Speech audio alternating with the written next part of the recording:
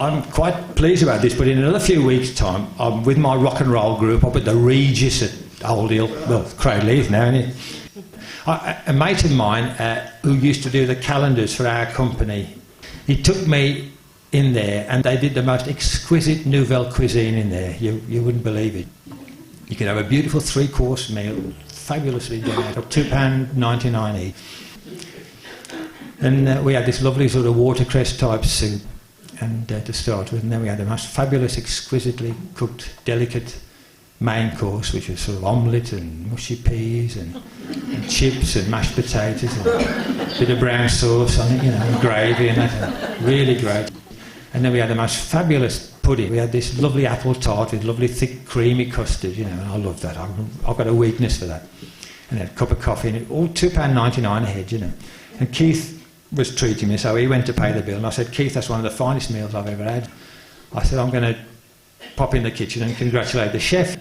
So off he went to pay the bill, and I just opened the door of the kitchen, and I was a bit shocked because instead of the Dorchester in London and the River Cafe and the Ritz and places like that, where they've got all these white coats and gowns, the chefs at the Regis, they used to have boiler suits, you see, because it was an industrial town, you see.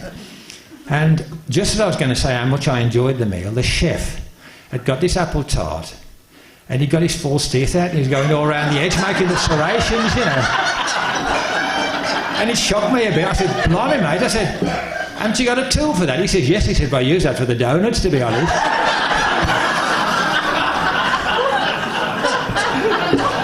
Oh, dear me. And then we came, back to crime again, we came out of the Regis, and we were stood on the road, looking over the road, and there it was, crime, right in our faces. And there was this old lady, she was well into her 80s, nice old lady, and there were these 4 skinheads, these yobs, trying to pull her handbag off her, and she was bravely holding onto her handbag, and they were trying to pull it off. And I'm one of these blokes that likes to have a go, I'm not going to walk away and pretend I haven't seen anything. So I said to my mate Keith, I said, Keith, we've got to do something about this. And Keith said, let's not be hasty. He says, you don't know who started it.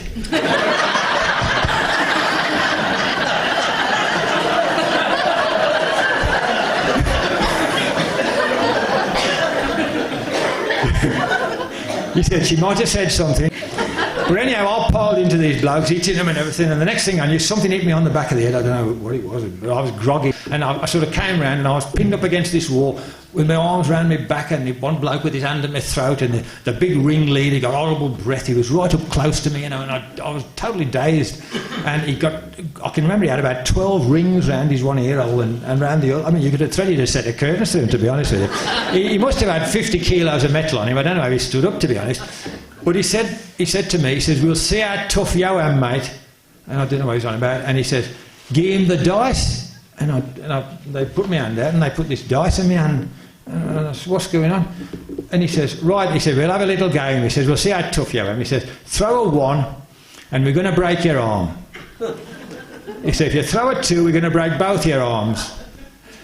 And he said, if you throw a 3, we're going to break both your arms and one of your legs. And if you throw a 4, we're going to break both your arms and both your legs, right? And he says, if you throw a 5, he says, we're going to break both your arms and both your legs, and we're going to cut your private parts off. Well, of course, I was getting worried then. And I said, what if I throw a 6? And he says, well, fair enough, we'll let you have another throw.